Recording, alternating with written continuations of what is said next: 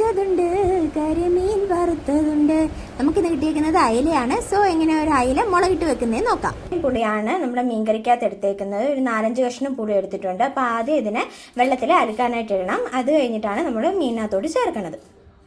നമുക്ക് അരപ്പ് റെഡിയാക്കാം. അപ്പോൾ അരപ്പ് റെഡിയാക്കാനായിട്ട് നമ്മൾ മുളക് പൊടി, മഞ്ഞൾപ്പൊടി, മല്ലിപ്പൊടി, പിന്നെ കുരുമുളക് പൊടി, പിന്നെ നമ്മൾ കുറച്ച് പെരിഞ്ചീരകം കൂടി ഇട്ടിട്ടുണ്ട്. അപ്പോൾ അത് നന്നായിട്ട് ഗ്യാസിൽ ഒന്ന് ചൂടാക്കി എടുക്കുക. ഒരു മിഡ് ബ്രൗൺ കളറാകുന്നവരെ ചൂടാക്കി എടുക്കുക. പൊടികളെല്ലാം ചേർത്ത് നമ്മൾ അരച്ചെടുത്തിട്ടുണ്ട്. അപ്പം നമുക്ക് ഈ ഒരു കൺസിസ്റ്റൻസിയിൽ വേണം നമുക്ക് കിട്ടാനായിട്ട്.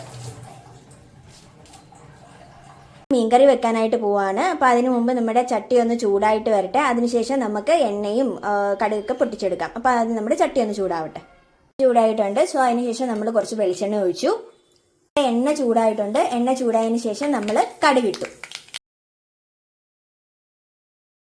ഒന്ന് മൂത്ത് വരുമ്പോഴേക്കും നമ്മുടെ അരപ്പൊന്ന് ആഡ് ചെയ്യാം.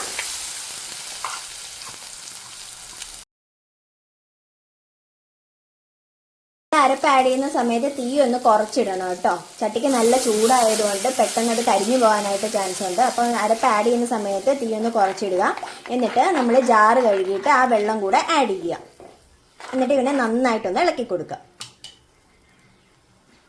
തിള വന്നിട്ടുണ്ടായിരുന്നു. അതിനുശേഷം നമ്മുടെ മീൻ കഷ്ണങ്ങളും നമ്മൾ എടുത്തു വെച്ചേക്കുന്നത് പുളിയും കൂടെ ഇതിനകത്തോട്ട് ആഡ് ചെയ്യാം.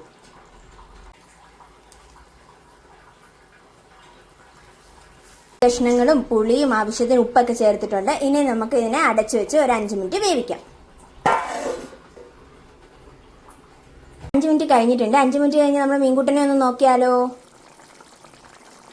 ആഹാ, നല്ല തിളയൊക്കെ വന്നിട്ടുണ്ട്. നല്ല അടിപൊളി മണമൊക്കെ വന്നിട്ടുണ്ട്. ഇനി അമ്മ പറഞ്ഞു ഉപ്പൊക്കെ റെഡിയാന്ന് പറഞ്ഞു. അപ്പോൾ കുഴപ്പമൊന്നുമില്ല, ഉപ്പൊക്കെ ഉണ്ട്. ഇനി നമുക്കൊരു 2 മിനിറ്റും കൂടെ നമുക്ക് ഗ്യാസ് വെച്ചിട്ട് ഓഫ് ചെയ്യാം.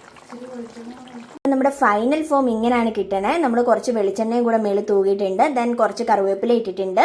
അപ്പം നമ്മുടെ അയലക്കറി ഇവിടെ റെഡി ആയിട്ടുണ്ട്. അടുത്ത വീഡിയോ കാണുന്നവരേക്കും ബൈ ഫ്രണ്ട്സ്.